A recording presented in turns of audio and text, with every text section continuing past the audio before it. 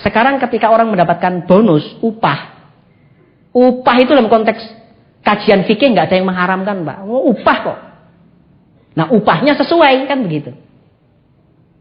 Kalau bonus bahasa Arabnya hadiah. Jadi hadiah itu bahasa Arab. Hadiyatun. Nah, hadiah itu. Jadi kalau Pak Rodi nanti dapat BMW itu hadiah. Loh, saya udah bintang 8 kok nggak dapat Mercy? Jangan protes. Wong standarnya memang Silver Lion kok. Tapi itu kok dapat? Wah, dia punya prestasi bagus. Jangan protes. Oh, Tiansi ngapusi, nggak ngapusi. Anda yang tidak nasibnya kurang beruntung karena omsetnya nggak bagus. Kalau sadar begitu kan asik Pak hidup ini. Ya itu tadi orang tidak tahu dan tidak sadar kalau ini tidak tahu. Ini yang kelompoknya dolalam ba'ida. Ini kelompok orang-orang yang sesat tur menyesatkan Pak, orang-orang seperti ini. Udah nggak tahu, nggak sadar kalau ini nggak tahu. Banyak Pak di luaran sana itu. Jadi jelas gambaran sederhananya Bapak Ibu yang tentang multiplexing itu seperti itu. Hanya seperti itu. Tetapi ada perlu dicatat Bapak Ibu karena di agama kami, Islam, itu memberikan rambu-rambu tentang bagaimana supaya bisnis itu menjadi absah. Menjadi boleh dilakukan. Yang pertama syaratnya adalah, nanti teman-teman yang silakan ini bisa dicek Pak. Ini sangat referensial. Saya cukup serius menggarap tema ini. Anda bisa cek di kitab fikih sunnah karyanya Said Sabiq atau Fatawa Yusuf Al-Qardawi.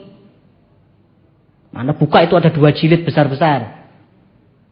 Beliau memberikan beberapa syarat-syarat atau rambu-rambu supaya bisnis ini benar. Yang pertama, barang yang dijual belikan adalah barang-barang yang mubah, bukan barang yang haram. Kalau di Tiansi ada barang yang haram, saya orang yang pertama keluar Pak dari Tiansi.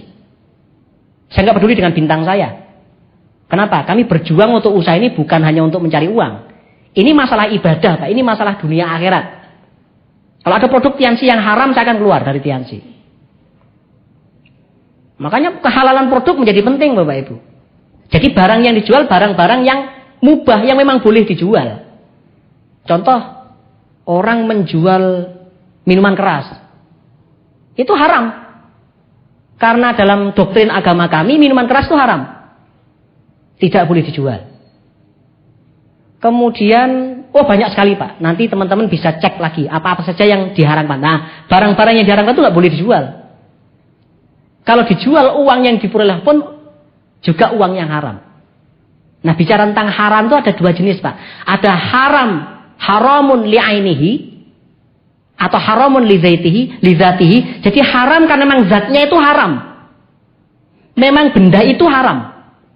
Nah, yang kedua itu haramun lifi'lihi. Haram karena melakukannya.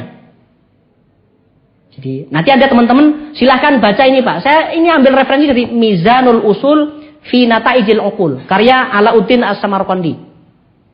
Haramun li'ainihi yang pertama, ada yang dua haramun lifi'lihi. Jadi haram karena memang zat barang itu haram untuk dijual atau dimakan atau dikonsumsi. Ada yang haramun lifi'lihi, haram karena melakukannya. Contoh mencuri, itu haram karena melakukannya.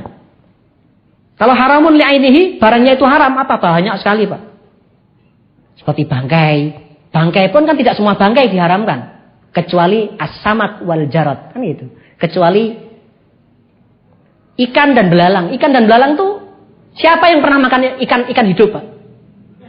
Boleh tanya dong, ada yang pernah makan ikan hidup?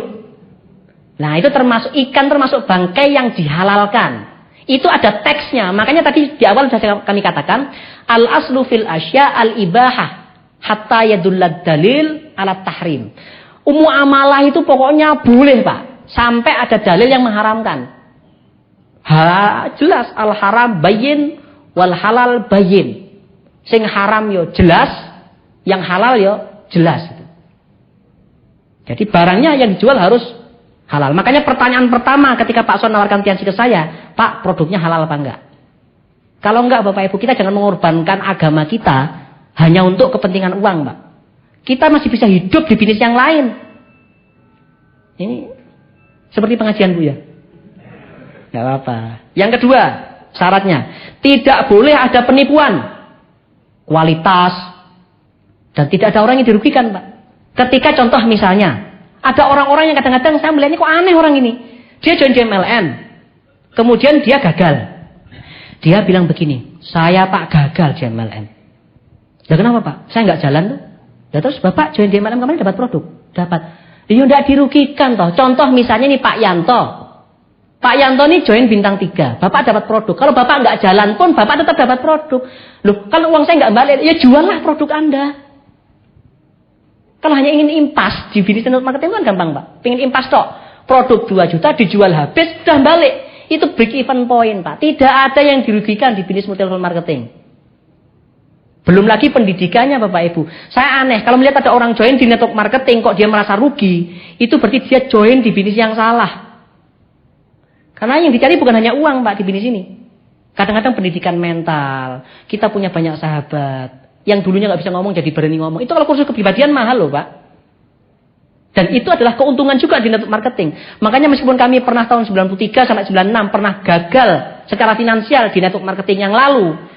Tetapi saya nggak menyesal Pak, karena saya dapat pendidikan di situ.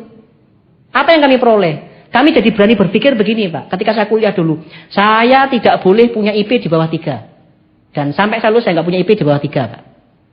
Saya harus punya IP minimal 3,5. Saya lulus 3,8. Tepuk tangan Pak.